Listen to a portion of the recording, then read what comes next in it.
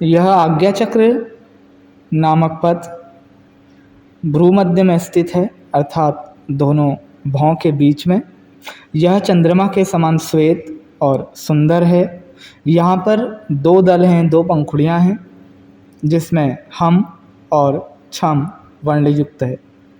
इस पथ में हाकिनी नामक देवी निवास करती है, जो अत्यंत ही धवलपूर्ण और षड्मुखी हैं, अर्थात 6 मुखों वाली हैं हाकिनी नामक देवी। कहा जाता है कि यहाँ पर गुरु आज्ञा प्राप्त होती है, इसलिए इसे आज्ञा चक्र कहा जाता है। इसी पथ को मानस स्थान नामक जाना जाता है।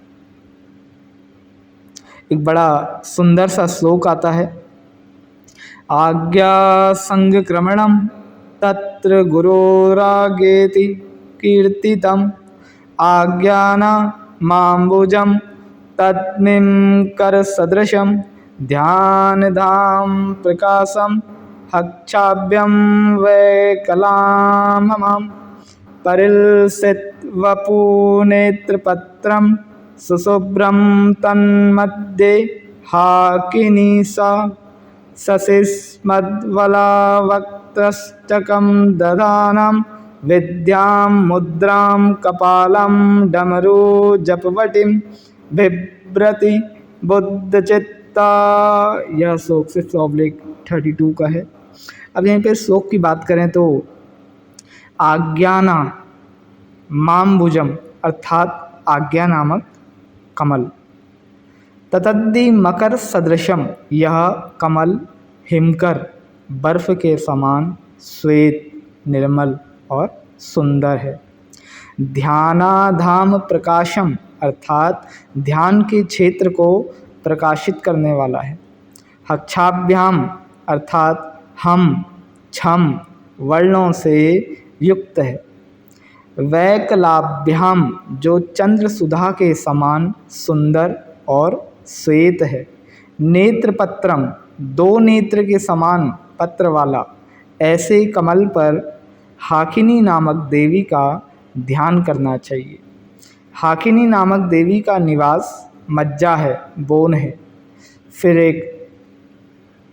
एक और श्लोक आता है बड़ा सुंदर सा ही, मज्जास्थाम शुक्लवर्णा डमरूकरयुतामक्षसूत्रं कपालं विद्यां मुद्रां दधानां त्रिमयं क्लिशदस्वक्त्रयुक्तां।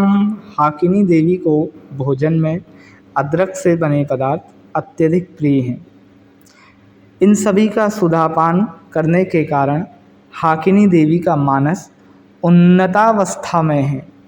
इसी आज्ञा चक्र के अंतराल में सूक्ष्म रूप से मन का निवास स्थान है, इसलिए साधक को यहाँ दृढ़ मानस होकर ध्यान करना चाहिए। इस पथ की कर्णिकाओं में वेदों का आदि बीज अर्थात ओम है, प्रणव है, सोहम है। कर्णिकायां त्रिकोणस्थमात्मानं प्रणवाकृतिं ज्वलद्वीपविभज्योद्रव नादरूपं मनोहरं बिन्दुर्मकाररूपं च तद्धर्वमानसालया।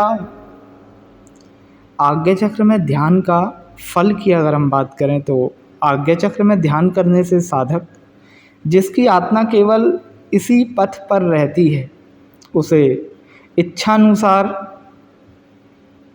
काया प्रवेश का अधिकार प्राप्त हो जाता है। ऐसे साधक की चर्चा श्रेष्ठ योगियों में होती है तथा वह अद्वैतवादी हो जाता है। इस चक्र में ध्यान करने से साधक को समस्त सिद्धियां प्राप्त हो जाती हैं, जिसके कारण साधक दीर्घायु तथा सर्वज्ञ हो जाता है। यहाँ पर मानस स्थान होने के कारण साधक यदि इस चक्र का ध्यान करता है तो साधक के मानस संबंधी अनेक व्याधियाँ दूर हो जाती हैं तथा वह योग साधना में प्रशस्त मार्ग की ओर गमन करने वाला होता है। ध्यानात्मा साधकेन्द्रो भवति परपुरे शीघ्रगामी मुनीन्द्र सर्वज्ञः सर्वदर्शी सकलहितकरः सर्वशास्त्रार्थवेत्ता अद्वैताचारवादी विलसति परमापूर्वसिद्धि प्रसिद्धो दीर्घायुषोऽपि कर्ता त्रिभुवन भवने संहतौ पालने च। यह भी 6/34 का श्लोक है। इसके साथ ही हाकिनी नामक देवी का ध्यान करने से मज्जा से संबंधित समस्त प्रकार के व्याधियाँ समाप्त होने की संभावना रहती हैं। अगर आपको यह वीडियो अच्छी लगी तो आप इसको शेयर करिएगा, कमेंट करिएगा और चैनल को सब्सक्राइब करिएगा, बेल आइकन भी प्रेस कर लीजिएगा और अपने सभी मित्रों को यह वीडियो भेजिएगा। ऐसे ही एक नए विषय के साथ आपसे दोबारा मुलाकात करेंगे। धन्यवाद।